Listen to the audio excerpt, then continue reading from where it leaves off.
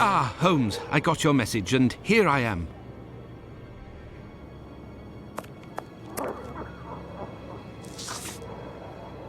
Perfect, Watson. That oaf Bluto is looking for us with evil intentions, and he may be hiding here.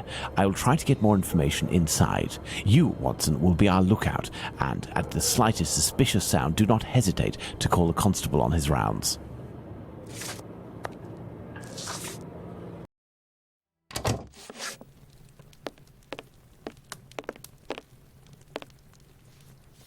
Good evening, Mr. Bullock. We know each other? No. However, I have some information that may be of interest to you. Talk, my friend. A pint for you if what you say is worth something. Does it have to do with the Whitechapel murders? Indeed, I know the identity of the man who wrote a letter to the police, a letter entitled Dear Boss, in which the author claims to be the Whitechapel murderer and is signed Jack the Ripper. What? It's a journalist who was inspired by Spring-Heeled Jack in order to strengthen the credibility and the seriousness of his agency. This new Jack will give him some first-hand information that he, in turn, will dole out sparingly to the authorities, as well as some carefully distilled indiscretions that the big papers will come to beg of him. He plays both sides off against one another and becomes the chief orchestrator of the rumour. He wrote this letter in this very spot, and he has red ink on his fingers. Like you. What exactly are you after, my friend? You've been threatening a certain Squibby to distribute a telegram naming him as a possible suspect in these murders in revenge for an old feud. I would suggest you don't write this note, and that you leave Squibby alone. I'd forgotten about the existence of that rapscallion. I threw that at him when I was visiting the station to get the dope. You should have seen his face. You must also stop sending these letters that waste the authorities' precious time. Right, well, I don't even know what you're talking about. I have a great relationship with the Bobbies. Just ask around. I don't have to answer to nobody. Now leave me alone. Farewell, sir. Good riddance.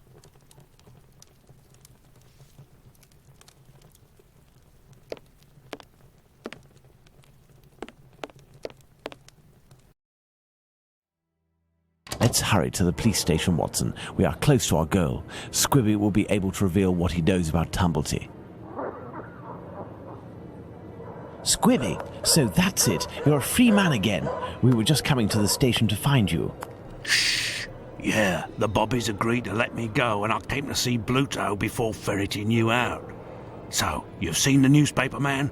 Yes, he is in the pub and everything is taken care of, but I'm waiting to hear what you have to say about Dr. Tumblety.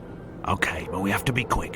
One night, I goes to see Bluto in his hideout that ain't far from the boarding house where this Tumblety bloke has a room. I see him coming in too.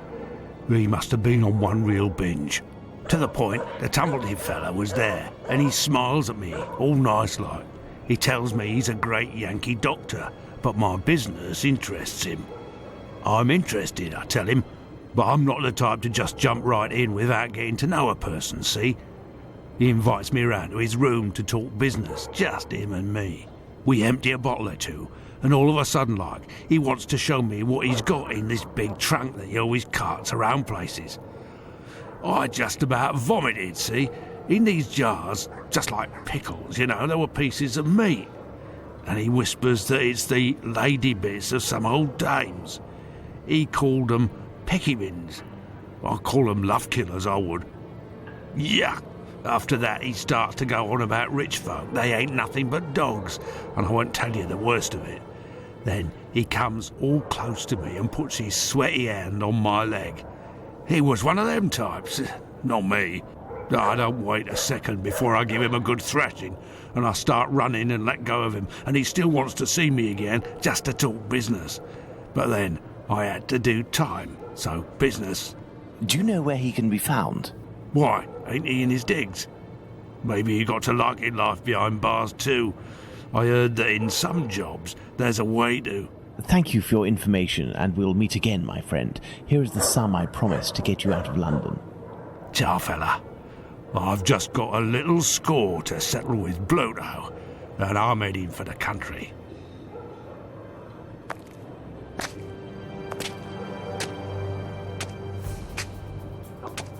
Right, knuckles, it's on name.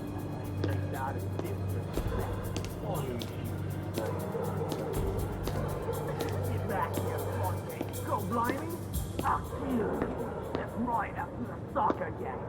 Lipsky!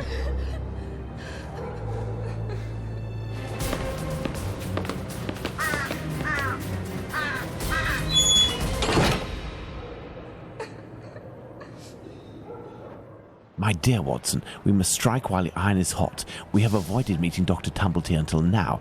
The time has come to do so. Do you have an opinion, Holmes? We must assure ourselves that the factor collector of female organs and a murderer who removes said organs are resident in the same area at the same time is nothing more than coincidence.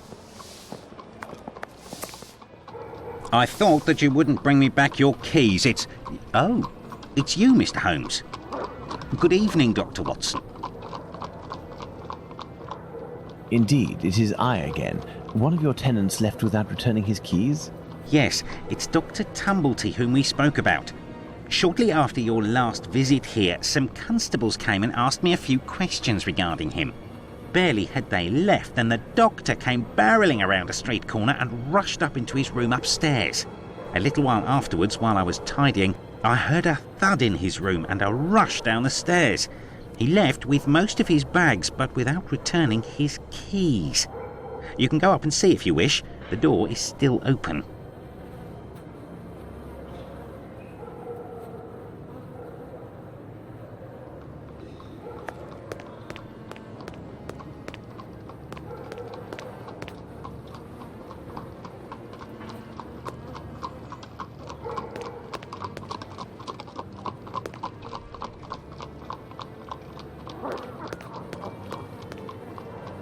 Careful, Watson. Do not walk around here until I've inspected these marks. I know, Holmes, I know. I understand your methods.